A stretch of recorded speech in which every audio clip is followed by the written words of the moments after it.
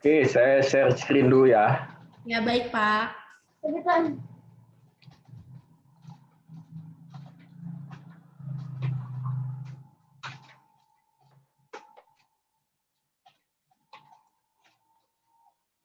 Sudah kelihatankah? Sudah. Sudah, Pak. Ya. Oke, selamat siang semuanya, Pak Tungkot, Bu Febi kalau sudah hadir, Pak Dubes, Pak Gurat Manurung, dan tadi saya lihat ada Pak Togar juga tuh dari Gapki ya. Ada, Pak Agam juga ada. Ya, jadi tadi Pak Tungkot itu melihat dari sisi sawit. Saya akan melihat dari sisi bioenerginya. Di mana ketemunya itu, gitu kan? Jadi presentasi saya sebetulnya di ujungnya nanti kita akan bertanya, bisakah Indonesia menjadi pemimpin bahan bakar nabati dunia dengan berpangkal pada sawit? Lalu kekhawatiran saya itu apa sebetulnya juga saya akan ungkapkan. Oke, jadi kita mulai ya. Sebetulnya sejak revolusi industri di tahun 1780-an kira-kira, energi itu sudah sangat penting bagi perekonomian, sehingga energi itu sebetulnya sekarang disebut oksigennya perekonomian. Tanpa oksigen manusia mati, tanpa energi perekonomian mati. Jadi tidak ada ekonomi, tidak ada perekonomian tanpa energi. Itu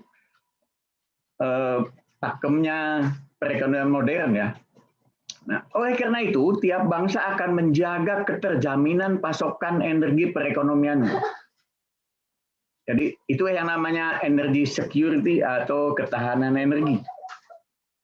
Nah, dan karena begitu pentingnya energi, maka mempersiapkan dan mengimplementasikan transisi energi dari fosil ke terbarukan, itu sebetulnya harus dipandang sama dengan mempersiapkan dan mengimplementasikan transisi antar generasi.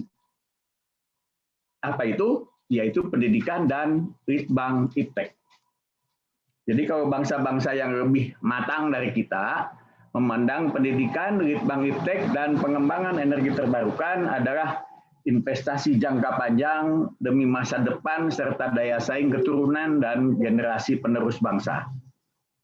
Jadi kriteria penilaiannya bukan keekonomian seperti yang banyak dibicarakan oleh banyak pejabat di Indonesia, banyak pengusaha di Indonesia, melainkan bagaimana bisa berlangsung dengan biaya yang minimal tapi efektif.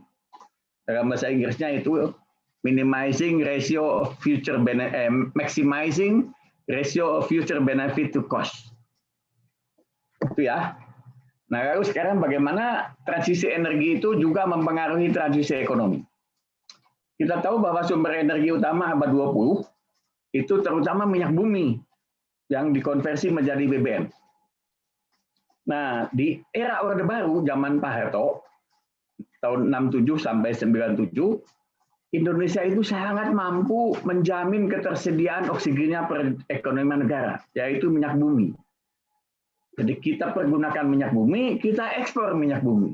Jadi kita menjamin ketersediaan oksigennya perekonomian negara dan mengambil manfaat dari surplus produksi. Oleh karena itulah, perekonomian Indonesia di era Orde Baru itu melaju pesat ya dengan sektor industri manufaktur sebagai mesin pertumbuhan karena energinya selalu tersedia. Nah, sekarang sesudah Indonesia menjadi importir neto minyak bumi sejak tahun 2004 dan neraca perdagangan migas terus kian defisit, perekonomian kita sudah pasti tak lagi bisa bertumpu pada eksploitasi minyak dan gas bumi. Tetapi untungnya pada saat bersamaan, dunia juga merasa bahwa perekonomian berbasis fosil di abad 20 juga telah berdampak buruk pada peningkatan pencemaran dan degradasi lingkungan, penyusutan sumber daya alam, ketakseimbangan biosfer, dan perubahan iklim. Oleh karena itu, dunia juga bertransisi.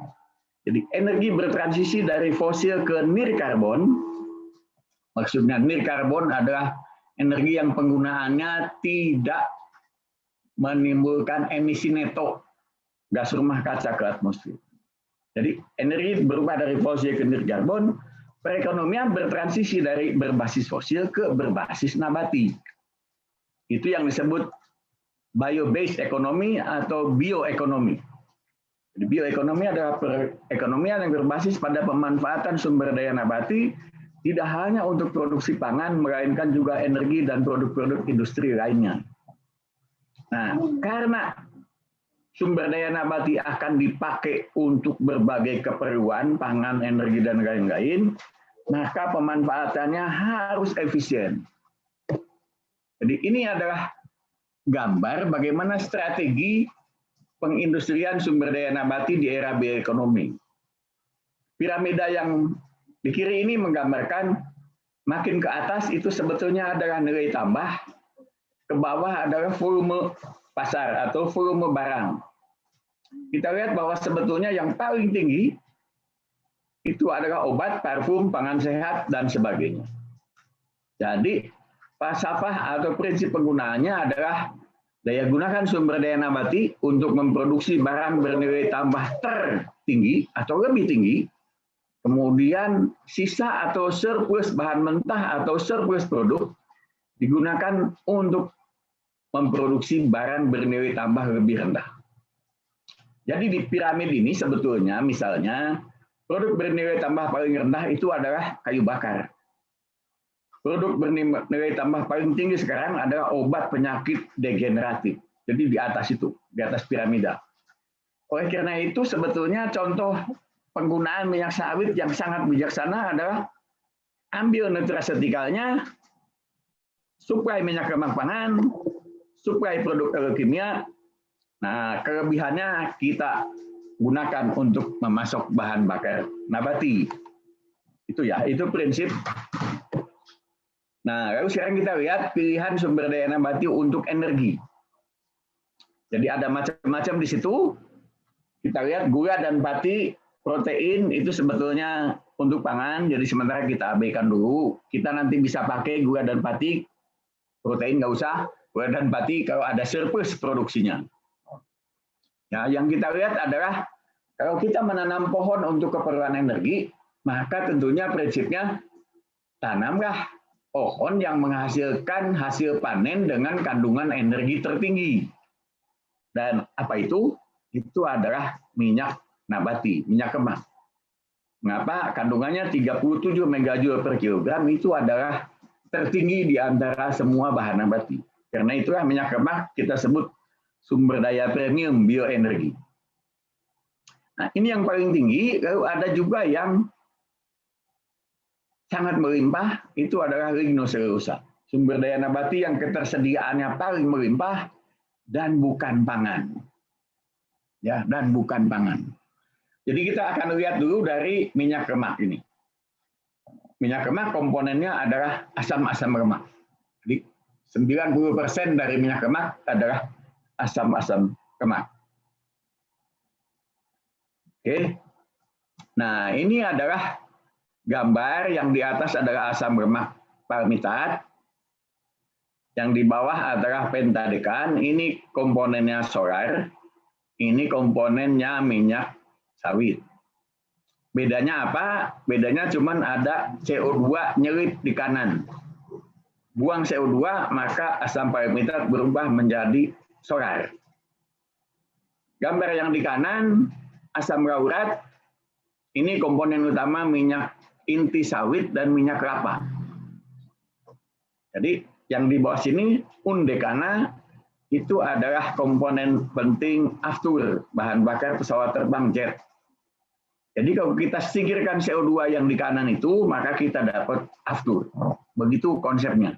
Jadi singkirkan CO2-nya, maka dari asam-asam lemak kita dapatkan hidrokarbon terbarukan, alias minyak bumi terbarukan.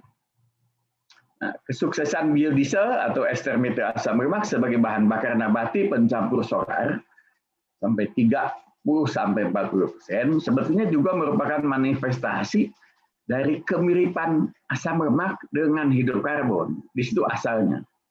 Nah, tapi kita bisa lihat baru solar, baru aftur bagaimana bensin dibuat. Jadi bensin yang paling cocok bahan mentahnya adalah asam ureat. Ini juga kira-kira 40% di dalam minyak sawit. Nah, kalau kita panaskan pada temperatur tinggi, maka CO2-nya lepas, lalu di sini pada ikatan rangkapnya putus menjadi hidrokarbon C8C9 yang dengan sedikit pengolahan nanti berubah menjadi bensin berangka oktan tinggi. Ya, di samping itu pernikahan juga menghasilkan sedikit bio LPG. Nah, jadi pohon-pohon penghasil potensial minyak lemak itu memiliki posisi khusus di dalam pembangunan bioekonomi. Mengapa? Karena dia bisa menggantikan minyak bumi. Oke. Nah, sekarang kita lihat apakah kita cuma punya sawit. Nah, kita lihat sebetulnya asam lemak itu dari C6 sampai C24 rantai karbonnya. Nah, kita punya asam lemak C6 sampai C12. Pohon sumber penghasilnya, komersialnya apa? Itu adalah pohon kelapa dan pohon inti sawit. Asam miristat, rantainya 14, pohon penghasil terbaiknya apa? Pohon pala. Palmita C16, pohon sawit yang kita sudah bicarakan. Stearat, itu tengkawang dan taban merah. Oleat, di sawit ada 40%, tapi yang tertinggi sebetulnya di minyak biji kelor, minyak nyamplung, minyak pongam. Lalu arahidat C20, rambutan. Behenat, balik lagi, kelor lagi. Gnoserat namanya sagautan. Nah, jadi semua pohon ini ada di Indonesia. Yang saya sebutkan, mengapa kita tidak mengenalnya, yaitu menanti bangkitnya keinovatifan kita. Nah, maka ada ayat yang bertanya, ya misalnya, ini semua karunia dari Yang Maha Kuasa kepada kita. Nikmatnya. Jadi kalau kita sampai tidak tahu ini, maka nikmat Tuhanmu yang manakah yang kau dustakan. Begitu kira-kira. Ya, nah sekarang ditinjau dari segi bahan bakar nabati, kualitas bahan bakar nabati ya. Bahan mentah yang baik untuk produksi biodiesel adalah minyak lemak berkadar asam lemak tak jenuh ganda, nihil atau minimal.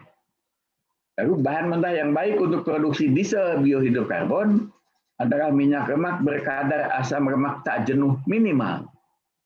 Bahan mentah yang baik untuk produksi bensin biohidrokarbon, bensin nabati, adalah minyak berkadar asam ureat tinggi.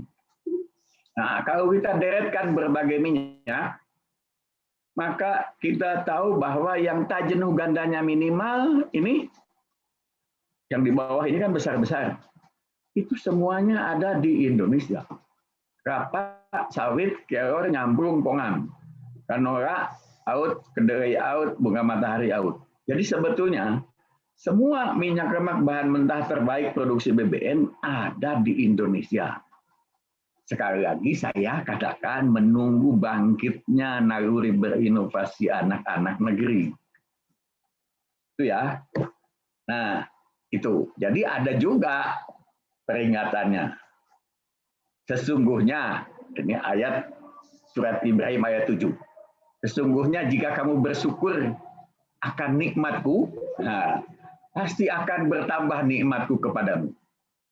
Dan jika kamu mengingkari nikmatku, maka sesungguhnya azabku sangat berat atau pedih.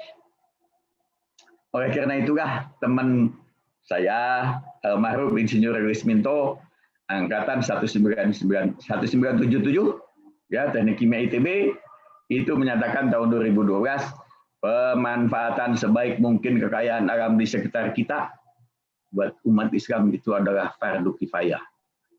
Jadi maksudnya kalau tidak dimanfaatkan maka seluruh umat berdosa.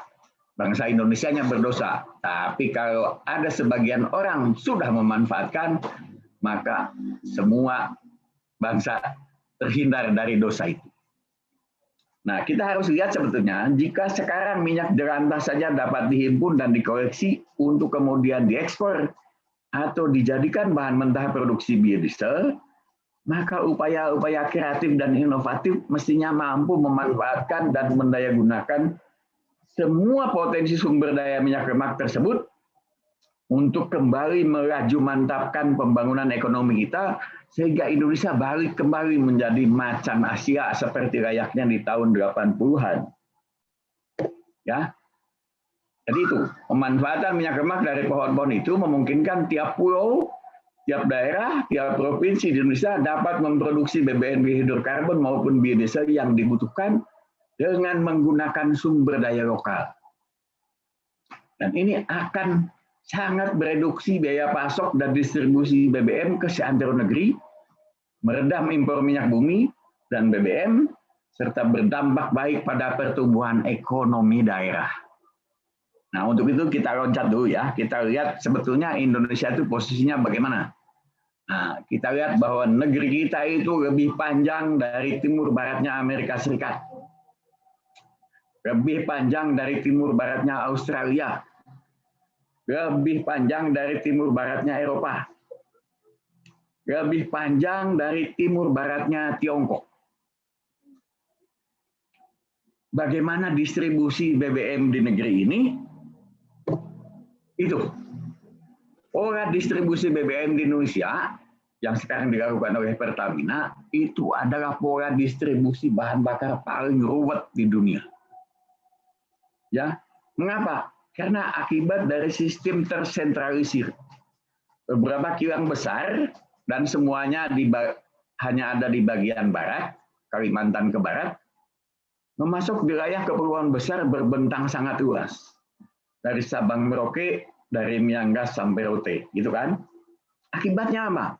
Tak bisa cukup sempurna memasuk bahan bakar cair ke seantero wilayah negeri. Ada saja wilayah yang tidak kebagian. Kalau di Jawa, normal lah, selalu ada. Tapi di Sulawesi, di mana itu banyak orang yang 3 hari nggak ada BBM. Nah, tambahan pula ongkos distribusi sangat besar. Itu ya. Jadi itu yang sebetulnya yang dimaksud dengan sangat mereduksi biaya pasok dan distribusi ke seantero negeri, meredam impor minyak bumi dan BBM, serta bertambah baik pada pertumbuhan ekonomi lokal. Ya, jadi kalau buat saya sebetulnya pertanyaan, mengapa Tuhan Yang Maha Esa membuat Indonesia lebih cepat mengurangi kekurangan minyak bumi?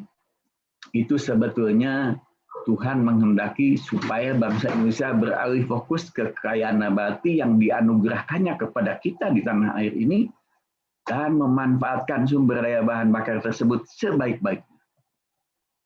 Ya, karena negara kita dikenal sebagai negara berkeanekaragaman hayati terbesar. Daratnya kedua, darat dan laut nomor 1. Nah, jadi kita harus ingat juga kita adalah negara tropik bergaris pantai terpanjang di dunia.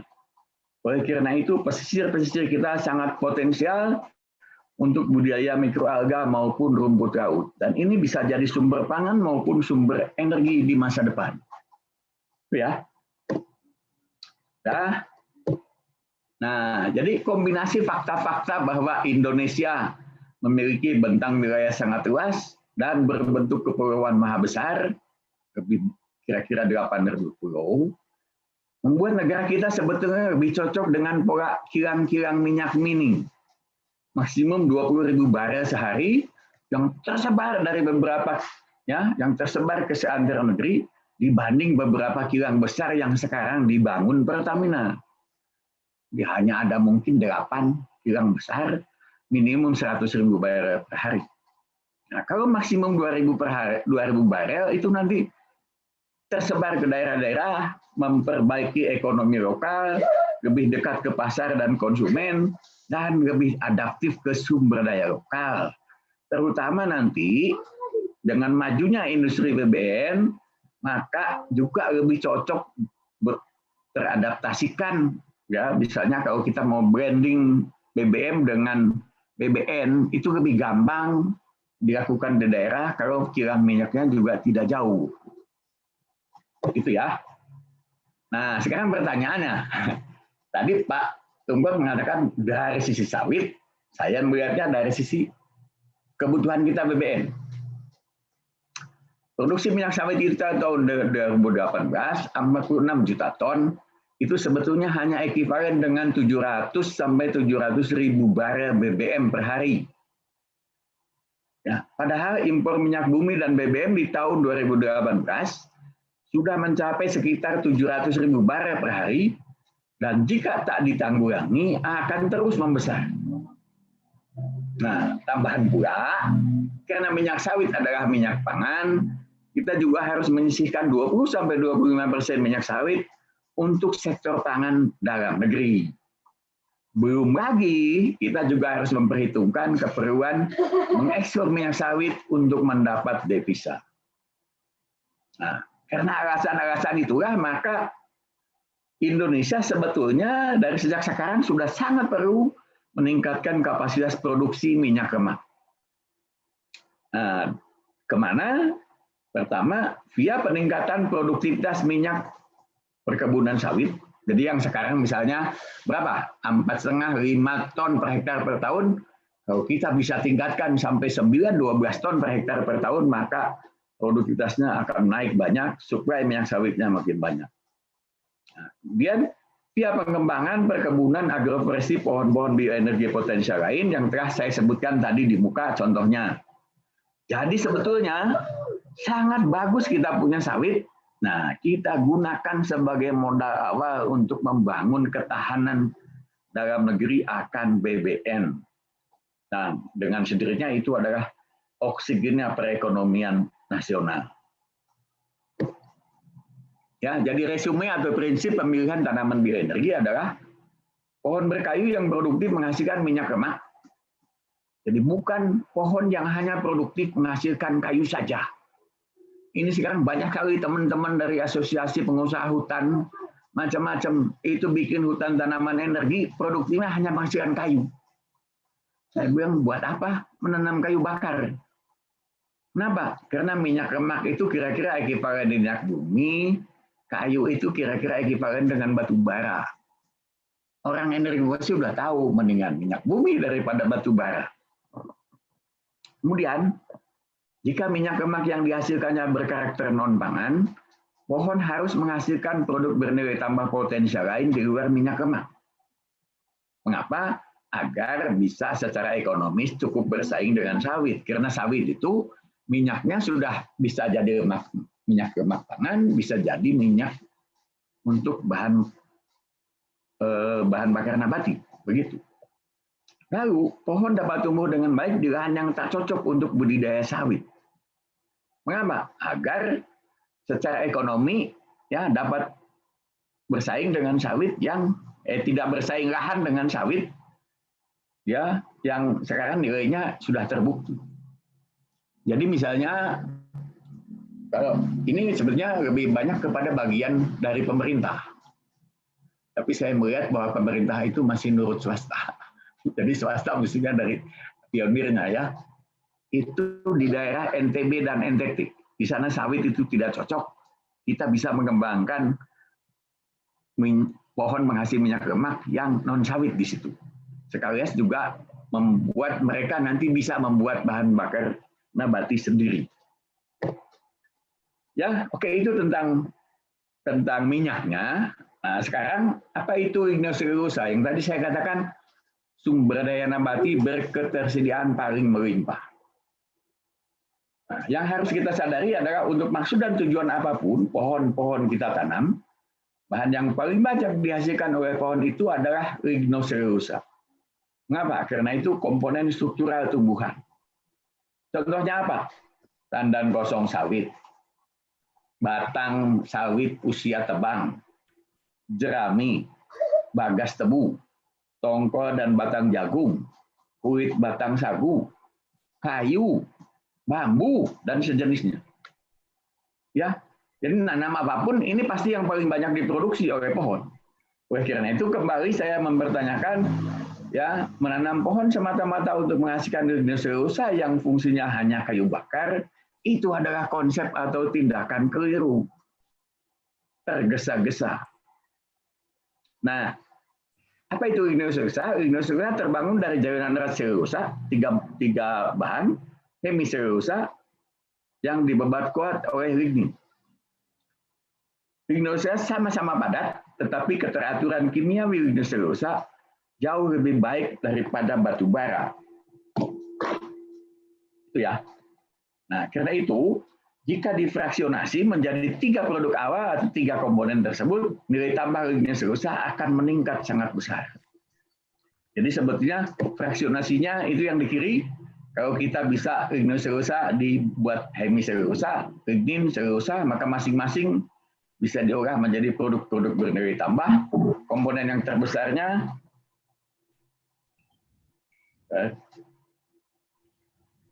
Mohon maaf Pak Tatang, waktunya 5 menit lagi ya Pak. ya oke, ini tinggal 2 menit. Ya, komponen terbesarnya itu glukosa.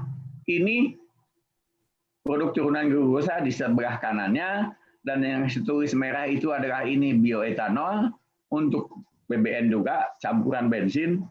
Lalu dari glukosa ke sorbitol nanti bisa ke biohidrokarbon juga. Jadi bukan hanya dari minyak, dari lignoselulosa juga bisa, cuman memang jalannya lebih jauh. Ya. Nah, oleh karena itu, ini yang sekarang sedang dikembangkan oleh BPDPKS sebagai yang punya uang untuk penelitian. Itu dikembangkan melalui bank dengan tandan kosong sawit sebagai fokus awal penelitian. Jadi yang masuk di sini mestinya nanti lignoselulosanya tandan kosong, dan itu kita usahakan fraksionasi menjadi diidentifikasi keluar lignin, dan itu namanya nanti menjadi bio-BTX, biobenzen toluensilen. Kita impor banyak sekali ini. Nanti bisa ekstrahidroselulosa, bisa menjadi xilitol, itu adalah gula C5 yang sehat. Kalau selulosa dihidrolisis menghasilkan glukosa, bisa jadi bioetanol, bisa jadi biohidrokarbon, bisa jadi asam bakar, semua produk yang bernilai tambah tinggi. Ini sebenarnya target kita, dan kita mengatakan nanti kalau kita bisa menciptakan teknologi ini sampai komersial, maka di titik itu para petani sawit akan tetap sejahtera kalaupun harga minyak sawit sedang jatuh. Ya. Jadi para petani sawit akan tetap sejahtera. Kenapa? Sekalipun harga minyak sawit sedang rendah. Kenapa? Karena tandan kosongnya itu tetap bisa dibeli dan berharga untuk berbagai produk industri. Ya, jadi sebagai penutup, pertanyaannya, bisakah Indonesia menjadi pemimpin BBN dunia dengan berpangkal atau bermula dari sawit? Jawaban saya, bisa. Asal dengan sawit sebagai modal, semua potensi sumber daya minyak lemak nabati kita kembangkan. Maka saya memperingatkan teman-teman di bioenergi, ketergantungan terus-menerus ketergantungan terus-menerus kepada sawit sebagai pemasok tunggal bahan mentah produksi BBM itu sebetulnya buat saya adalah indikator ketidakberlanjutan BBM di Indonesia. Nah, lalu apa menjadi hambatan kita mencapai ini? Apa yang menjadi hambatan terbesar bagi pencapaian maksud di atas? Itu adalah ini yang saya khawatirkan. Naluri atau insting berinovasi individu-individu bangsa Indonesia sekarang itu tergolong sangat rendah di dunia. Tergolong sangat rendah di dunia. Gambarannya di mana? Nah, ini adalah indeks inovasi global Indonesia 10 tahun terakhir. Kita itu berkubang di sepertiga terbawah. Ini negeri yang miskin inovasi. Ya, jadi kita selalu nomornya 85 ke 120. Nah, di ASEAN itu sebetulnya kita hanya lebih baik dari Kamboja, Laos, dan Myanmar. Di ASEAN yang terbaik Singapura, nomor 2 Malaysia, nomor 3 Thailand, Brunei, Vietnam aja lebih baik dari kita. Vietnam tahun 2011 angkanya hampir sama dengan kita, nomor 85-an. Sekarang di sini tahun 2020, Filipina sudah nomor 50 di dunia. Kita masih tetap di nomor 85. Artinya apa? Ya, artinya ini, insting atau naluri berinovasi dari individu bangsa Indonesia secara umum sangat rendah. Oleh karena itulah sebetulnya pendidikan dan pelatihan untuk membangkitkan naluri atau insting berinovasi dari anak-anak bangsa ya, yang masih dalam jenjang pendidikan maupun sudah bekerja itu sangat diperlukan. Jadi mudah-mudahan politiknya Mas Menteri ini akan menolong kita keluar dari kesulitan ini. Saya kira itu yang ingin saya sampaikan. Terima kasih. Nanti kalau ada pertanyaan kita bisa diskusi demi masa depan bangsa kita yang lebih cerah ke depan. Terima kasih. Silakan Mbak Risna.